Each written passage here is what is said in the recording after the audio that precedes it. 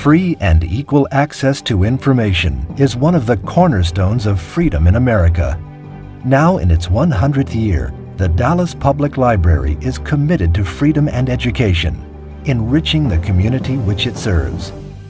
As the library moves forward into its next century, let us recall the development of one of our city's most cherished institutions.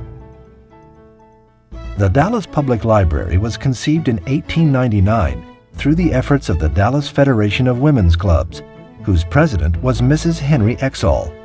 Her fundraising efforts saw the first monetary gift, 50 cents, by Adam Janelli, the founder of the Dallas chapter of the Salvation Army.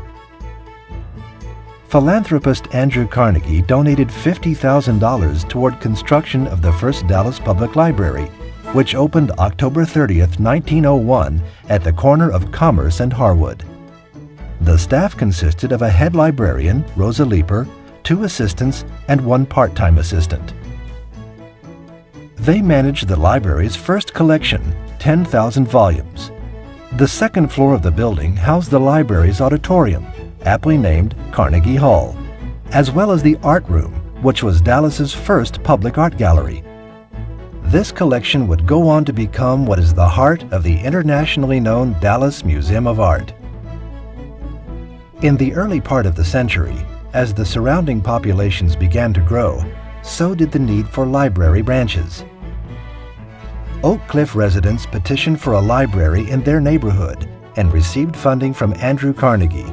The Oak Cliff branch opened in 1914.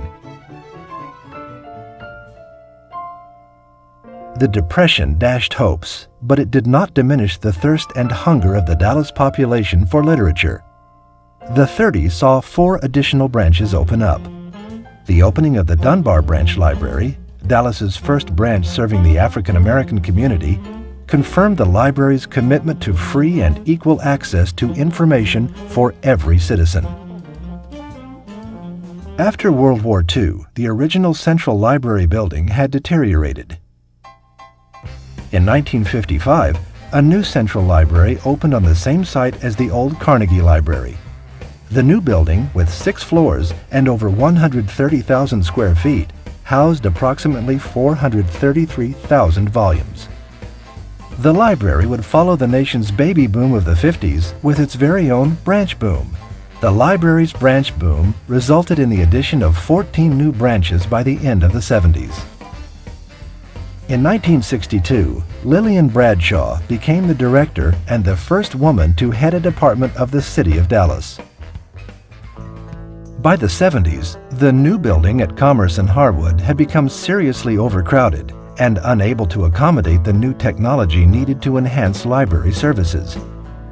In 1972, the City Council designated the site opposite the new City Hall as the location for a new Central Library building. Former Mayor J. Eric Johnson, a strong supporter of the library, coordinated the private fundraising efforts. The official dedication ceremony was held April 18, 1982. The library became the first major public library in the world to have an online catalog. The Central Library was renamed the J. Eric Johnson Library in October 1986.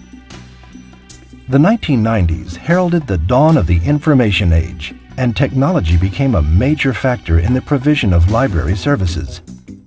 In November 1996, the Dallas Public Library introduced STAR, or System to Access Resources.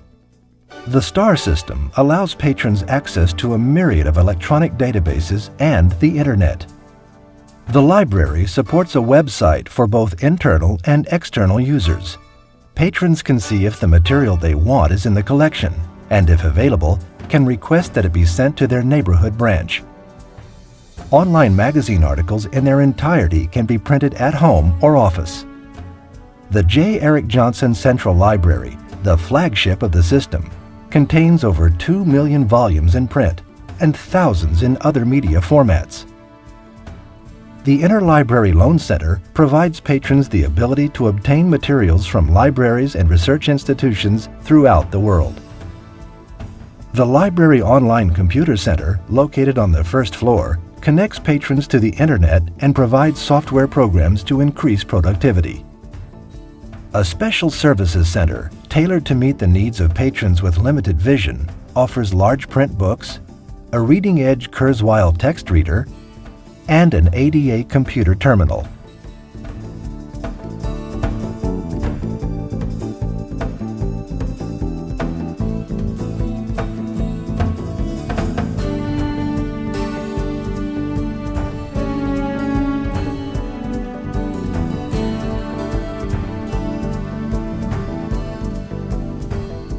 Located in the lobby on the first floor, Bookends offers popular fiction, nonfiction, and children's books at reasonable prices. On the second floor is the award-winning Children's Center. The Kahn Pavilion, named for benefactor Edmund J. Kahn, seats up to 80 children and was designed for children's programs.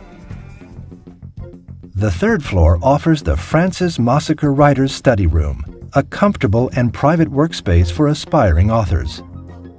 Located on the fourth floor, the Fine Arts Division showcases the performing and visual arts with many one-of-a-kind collections.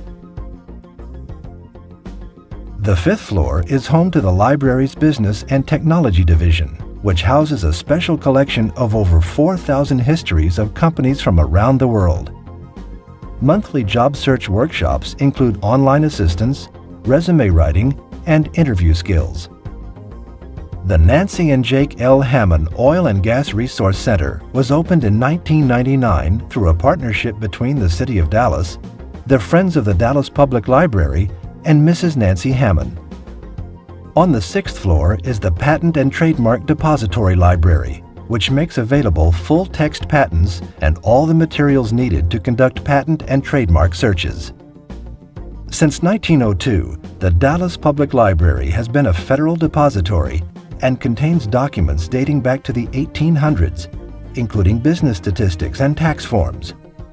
Grants information was established in 1980 with a grant from the Junior League. It publishes the Directory of Dallas County Foundations.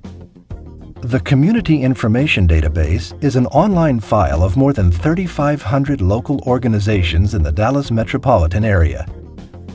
The seventh floor Texas Dallas History Collection collects, preserves, and makes available materials pertaining to the history of the city of Dallas and the state of Texas. It contains more than 55,000 books and an estimated 1 million photographic images, some of which are included in the extensive collection of high school yearbooks. The eighth floor Genealogical Collection for Family History Research is one of the largest in the southern half of the United States, and yearly welcomes over 50,000 visitors from all over the nation. Other treasures can be found in the library's special collections. The O'Hara Fine Book Collection is the result of a $1.8 million bequest from Virginia Lazenby O'Hara and donations from the Friends of the Dallas Public Library. The Rare Book Room holds the library's oldest book, a clay tablet written in 2000 BC.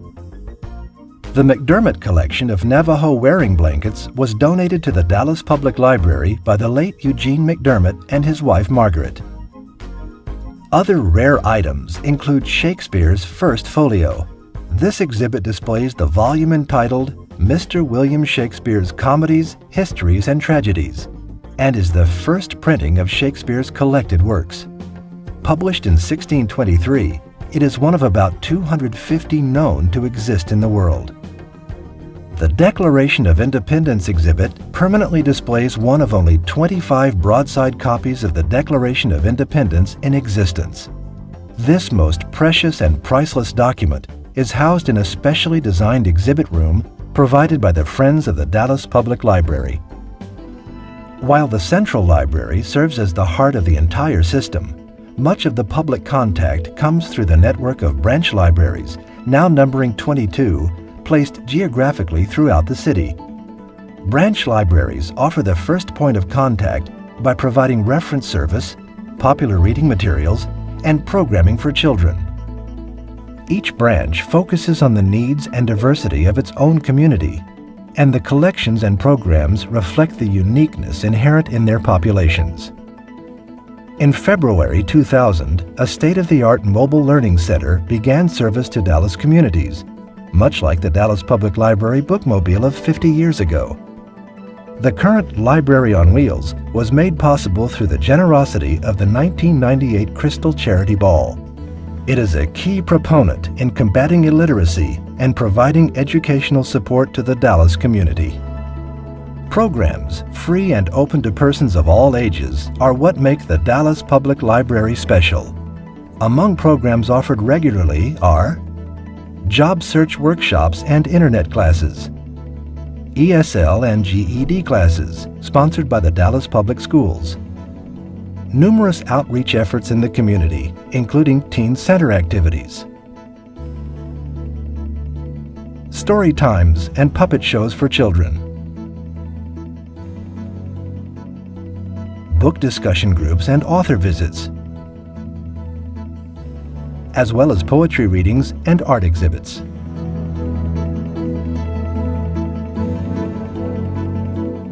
Annual events have become treasured traditions of the system, and numerous co-sponsors help provide the annual book sale, the Dealey Express Yourself Youth Poetry Competition, the Children's Book Fair and Literary Festival, and the Mayor's Summer Reading Program. Well, welcome to our celebration and wrap up for our 4th Mayor's Summer Reading Program. Let me tell you, you kids did an incredible job. And all the parents that signed up your kids, I want to thank you and I want to applaud you for making this the most successful program ever. We had, I'm told, over 20,000 of our kids who went to the libraries and read, and you read almost 500,000 hours this summer. So parents, let's give these kids a big hand. This year we exceeded 20,000 participants. Hopefully next year we'll exceed that number. But what really thrills me this year is that more kids read more hours this year, as the mayor indicated, and that's wonderful. Our kids are really turned on to reading, and that's the objectives. That's the mission. The mission of the summer reading program is to encourage kids to read. These programs and annual events would not be possible if not for the efforts of important partners: the Library Board, the Friends of the Dallas Public Library, Dallas Public Schools, and numerous library volunteers.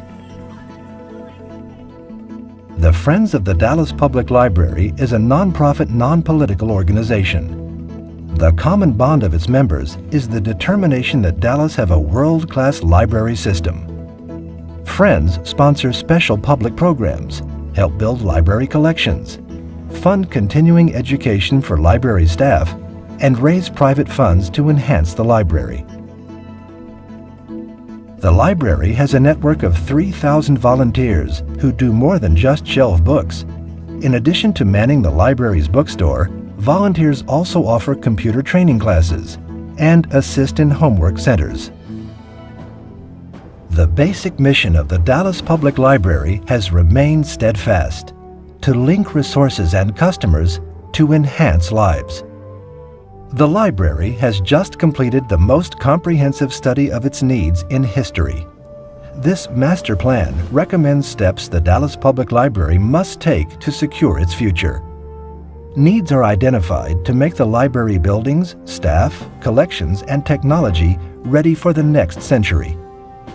The library's needs are great, but the people of Dallas have always generously responded to support their library.